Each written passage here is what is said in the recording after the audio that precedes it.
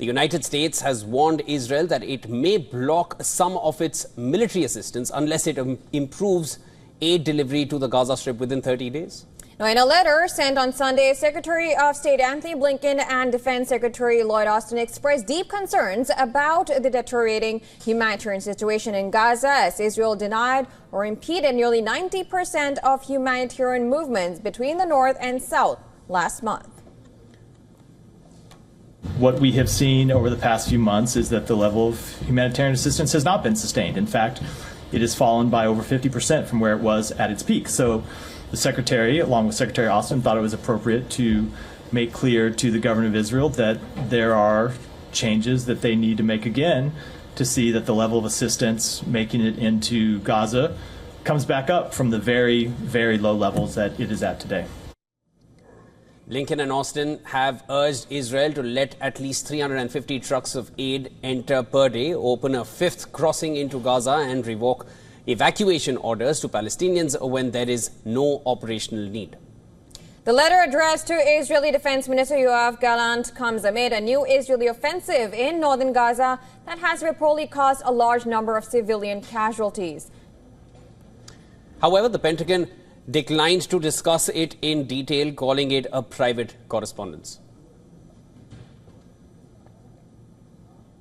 All I can tell you is that the Secretary and Secretary Blinken sent a letter. Not going to go into those details. I've seen the social media reports out there, but I'm just not going to go into more details of a letter.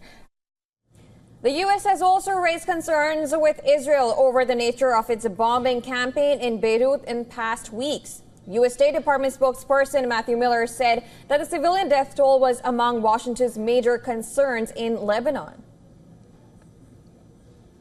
They do have a right to go after legitimate terrorist targets. We see Hezbollah continue to operate across Lebanon, and Israel does have a right to defend itself against those terrorists who pose a threat to the state of Israel. But we've had real concerns about the nature of the campaign that we saw roll out across Beirut over the past few weeks, and we made those concerns publicly.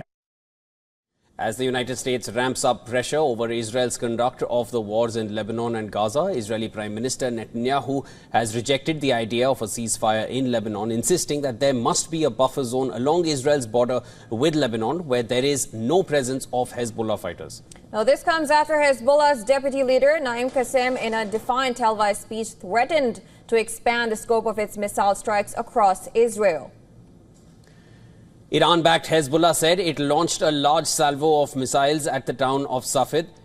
Early Wednesday, Israel's military reported around 50 projectiles fired from Lebanon at the country's north without any reports of casualties.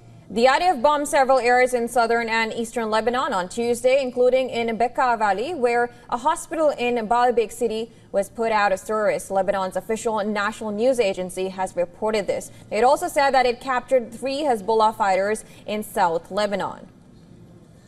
Lebanon's health ministry said 9 people were killed on Tuesday evening in strikes on the country's south, and 5 others in the east, including 3 children. Meanwhile, Hamas has held U.S. regime. As per them, it's the U.S. regime responsible for what it called the genocide in Gaza. As for more than a week, Israeli forces have engaged in a sweeping air and ground assault targeting northern Gaza and the area around Jabalia, claiming that Hamas militants were regrouping there.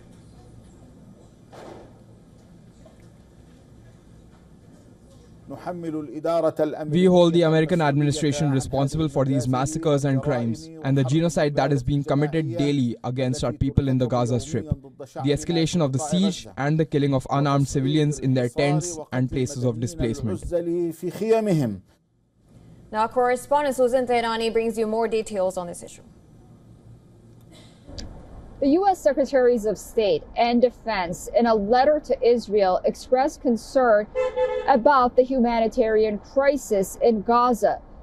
In the letter, they're urging Israel to improve conditions in Gaza or risk losing vital security assistance. The letter was intended to be private as a diplomatic message and emphasized the need for increased humanitarian aid.